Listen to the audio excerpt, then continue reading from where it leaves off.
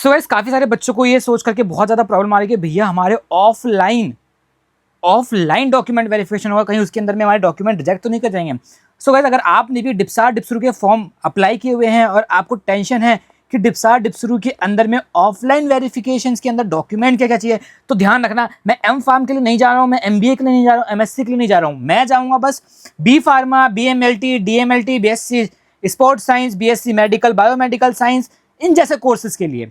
क्या क्या डॉक्यूमेंट चाहिए होंगे ताकि आपका एडमिशन कैंसिल ना हो, रिजेक्ट ना हो एप्लीकेशन फॉर्म। सबसे पहले 10th का मार्कशीट चाहिए होगा। 10th का मार्कशीट जो कि आपका ये प्रूफ करेगा कि आपकी एज जो है वो जेन्युइन है। 10th का मार्कशीट अगर आपके पास नहीं है उसमें, या फिर डेट ऑफ बर्थ गलत है, तो आप अपना DOB date of birth certificate भी ले सकते हैं। सेकंड हमारे पास आता है मार्कशीट, जो आपका 10+2 12th का जो मार्कशीट होगा वो मार्कशीट चाहिए होगा आपको। उस मार्कशीट के अंदर जो मार्क्स है वो मस्ट होना चाहिए कि आपके परसेंटेज में होना चाहिए, या मार्क्स होने चाहिए, नॉट एन CGPA। अगर CGPA के अंदर में है तो CGPA कन्वर्जन सर्टिफिकेट आपको स्कूल से लेना पड़ेगा। अगर आप नॉन दिल्ली के स्टूडेंट्स हैं तो आपको माइग्रेशन सर्टिफिकेट मस्ट है कि माइग्रेशन सर्टिफिकेट चाहिए। अगर आपके पास माइग्रेशन सर्टिफिकेट नहीं है तो आप CBSE में रिक्वेस्ट करके अपनी माइग्रेशन सर्टिफिकेट मंगा सकते हैं। डिजी लॉकर वाला नहीं चलेगा, वो रिजेक्ट कर दिया जाएगा उस टाइम पे। फोर्थ आता है हमारे पास provisional certificate of last standard school. Provisional certificate not more than 6 महीने से ज़्यादा पुराना नहीं होना चाहिए। अगर आपका provisional certificate and character certificate 6 महीने से ज़्यादा पुराना है या आपने ड्रॉप लिया हुआ है तो आप इसको कॉलेज में जाकर के स्कूल में जाकर के दोबारा से रेन्यूअल करा सकते हैं। नेक्स्ट आता है हमारे पास गैप सर्टिफिकेट। अगर आपने 12th 2026 की जगह 25, 24, 23, 22, 21, 20 में की हुई है तो आपको अपना गैप सर्टिफिकेट देना पड़ेगा। ये गैप सर्टिफिकेट आप इजी कहीं से भी बनवा सकते हैं, अपने नियरेस्ट हैफिडेविट वाले स्टोर से या फिर कोर्ट से, और उसके अंदर में जस्ट ये लिखा हुआ कि हम गैप सर्टिफिकेट, बोले तो गैप ईयर्स के अंदर मैंने क्या किया, एंट्रेंस की प्रिपरेशन करी है या फिर कोई और कोर्स किया है या फिर हम वेले बैठे हैं।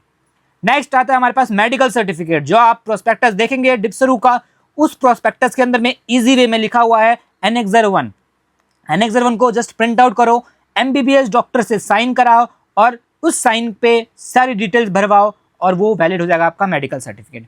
2 पासपोर्ट साइज फोटो चाहिए जो कि कलर्ड होनी चाहिए, तो आप 3 से 4 कलर्ड फोटोज लेके जाना, क्योंकि 1-2 फोटो इधर उधर भी यूज हो जाती है। फोटो वही यूज करना जो आपने एक्नॉलेजमेंट स्लिप में यूज किया। अब एक्नॉलेजमेंट स्लिप क्या है, फॉर्म भरने टाइम जब फॉर्म फाइनल हो जाता है तो एक प्रिंट का ऑप्शन आता है, प्रिंट कराते हैं तो उसको ही एक्नॉलेजमेंट स्लिप कहते हैं। ये प्रूफ करता है कि फॉर्म वही है जो आपने फिल आउट किया है, वही स्टूडेंट है जिसने फॉर्म फिल आउट किया हुआ है। कास्ट सर्टिफिकेट, अगर आप कोई कास्ट को क्लेम करना चाहते हैं तो आपका कास्ट सर्टिफिकेट मैंडेटरी है कि आपके पास कास्ट सर्टिफिकेट होना चाहिए। OBC हो, SC हो, ST हो, चाहे कोई सी भी कैटेगरी हो। अगर आप OBC के लिए अप्लाई कर रहे हो तो ध्यान रखना आपके पास नॉन क्रीमी सर्टिफिकेट होना चाहिए, जो कि 1 अप्रैल 2026 के बाद रेन्यूअल होना चाहिए या बना होना चाहिए। और वो अगर आप दिल्ली का स्टूडेंट हो, दिल्ली के कैंडिडेट हो, तो आपका दिल्ली से ही वो NCL नॉन क्रीमी सर्टिफिकेट होना चाहिए।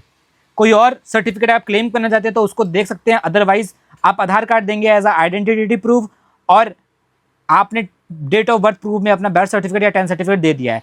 सो पेरेंट्स का कोई प्रूफ नहीं चाहिए यहाँ पे। तो अगर आपका नाम वगैरह गलत है पेरेंट्स में तो कोई प्रॉब्लम नहीं है। लास्ट सर्टिफिकेट आता है हमारे पास 9, 10, 11, 3 एनेक्सर हैं जो आपको खुद सेल्फ अटेस्टेड अंडरटेकिंग टाइप होगा, खुद साइन करना है प्रिंट आउट निकाल करके। Annexure number 9, annexure number 10, annexure number 11। अगर आपने ये 14 डॉक्यूमेंट, 13 से 14 डॉक्यूमेंट अगर आपने ओके कर लिया है तो आपका एडमिशन कोई नहीं रोक सकता, कहीं दिक्कत नहीं आएगी। और कोई डाउट हो तो मेरे को प्लीज कमेंट करके पूछ लेना, मैं ट्राई करूंगा कि आपके कमेंट का रिप्लाई करूं और एडमिशन आपकी स्मूथली हो जाए।